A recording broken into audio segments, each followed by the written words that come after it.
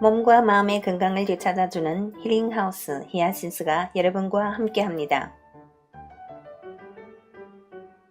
이번 달 읽어드리는 책은 김세현 선생님의 약과 주사를 끊고 건강을 되찾은 사람들, 인체정화 기적 이야기입니다. 오늘 읽어드리는 내용은 챕터 1, 암, 생사의 기로에서 살아나다입니다. 결론부터 말하면 질환은 우리 적이 아니다. 기름때로 막혔든 스트레스로 막혔든 억장이 막히면 혈액과 임파가 통하지 않아 증상이 나타나게 된다. 증상과 질환이 없다면 우리는 몸 상태를 확인할 수 없기 때문에 치유할 방법도 찾지 못할 것이다. 질환은 인체가 낫고 싶어 우리에게 보내는 호소의 메시지다.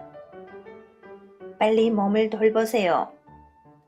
이런 신호를 무시하고 몸을 함부로 하면 인체는 질환이 종착 여긴 죽음에 이르게 된다. 면역력이 바닥났을 때 찾아오는 손님, 암. 보통 질환이 나타날 때 미약한 증상으로 시작하여 중증으로 발전하기까지 단계별 증상을 겪게 된다. 처음 증상은 피로를 동반한 부종이다. 갑자기 살이 찌고 자도 피곤하면 뭔가 정상적으로 돌아가고 있지 않다는 신호이므로 생활을 점검해야 한다.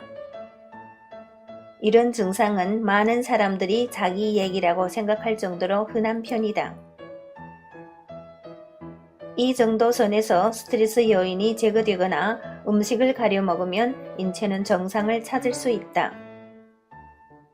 그러나 증상을 무시하고 생활 태도를 개선하지 않으면 기미가 끼고 호흡이 거칠어지고 피부병이 생기며 혈압이 올라가고 당뇨 증상을 겪게 된다.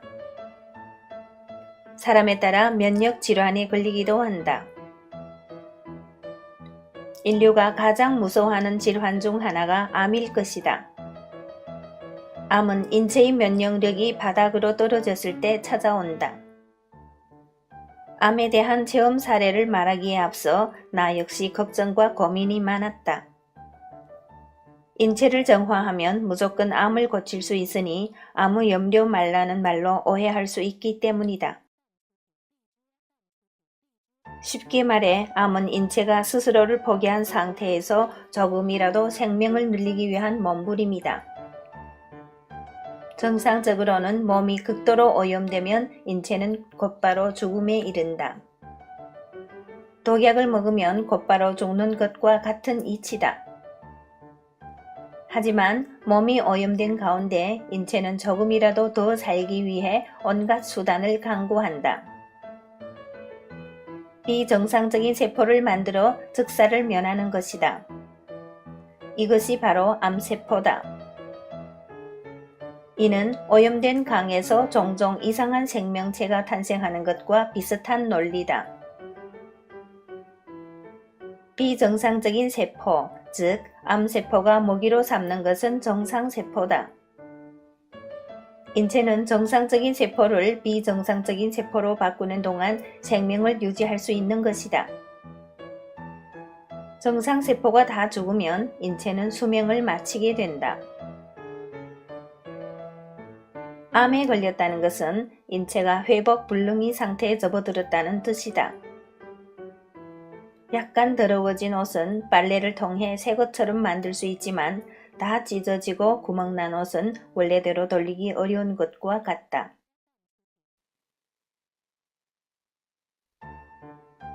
그래서 암을 고친다는 것은 아주 어려운 일이다. 암에서 살아난 사람은 헌 옷을 새 옷으로 만든 사람들이다. 기적에 가까운 일을 해낸 것이다. 그러니 그 과정이 얼마나 어려웠겠는가. 암까지 가기 전에 평소 건강을 돌본다면 그런 극도의 인내와 고통을 감내하며 암과 투쟁할 일은 없을 것이다. 암에 대해서 인간은 어떤 장담도 할 수 없다. 때문에 나는 무조건 고칠 수 있으니 이것만 먹어라 하는 이야기를 함부로 하지 말 것을 당부한다. 그럼에도 인체 정화를 통해 암으로부터 벗어난 사람들이 많이 있다. 이분들 이야기를 조심스럽게 하는 것은 그래도 암 환우들이 마지막까지 희망의 끈을 놓지 않았으면 하는 바람에서다. 아울러 이분들은 인체 정화 프로그램에만 기댄 것이 아니라 이 책 후반부에 기록된 건강 10계명을 바탕으로 생활 전반에서 개선이 이루어졌다는 것을 말씀드리고 싶다.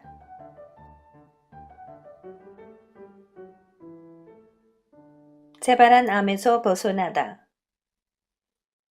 전영혜, 울산 1972년생, 본인이 동의하에 실명 게재. 전영혜 씨는 25세 때 갑상선암 판정을 받고 처음 수술을 했다. 그러나 수술한 지 5년 만에 림프암이 형태로 재발하여 재수술에 들어갔다.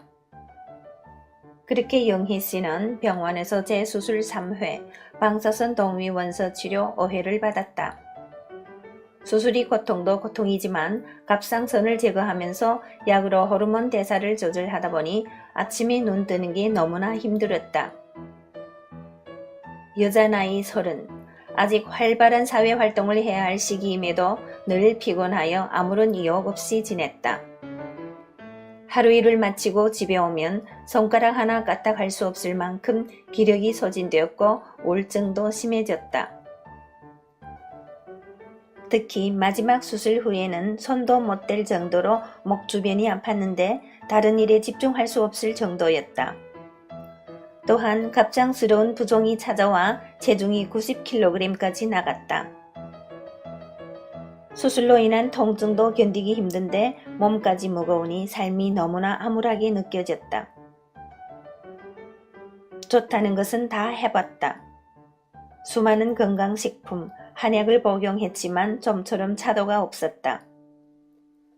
그러던 중에 동생 혜심 씨가 찾아왔다.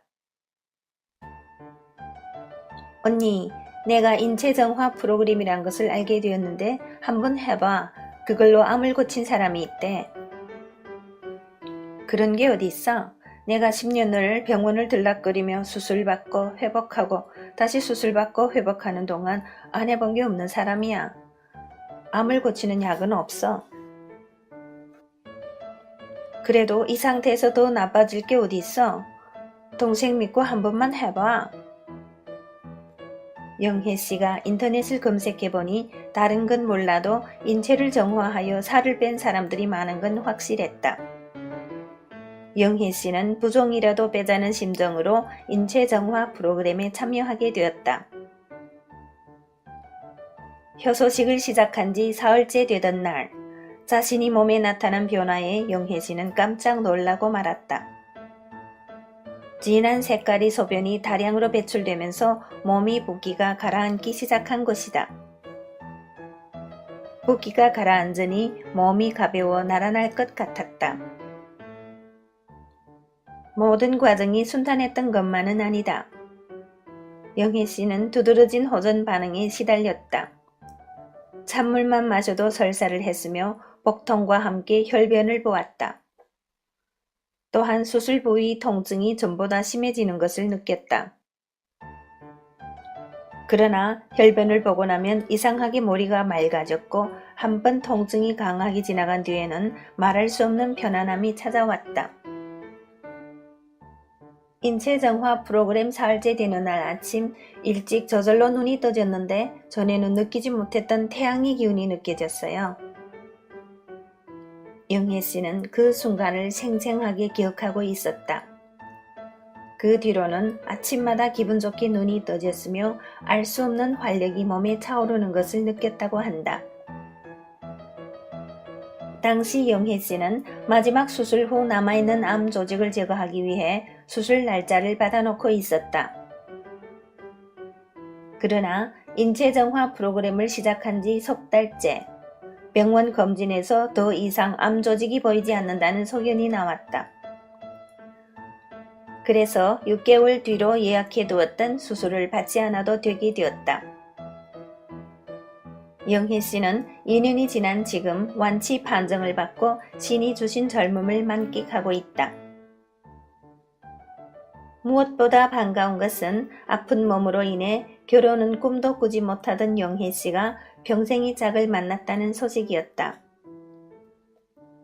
현재 영희 씨는 착하고 성실한 남편과 신혼이 단꿈에 빠져 있다. 계속되는 재발과 수술로 인해 젊은 나이에 삶의 의미를 잃고 나쁜 생각까지 품었던 영희 씨. 이렇게 살아 뭐하지?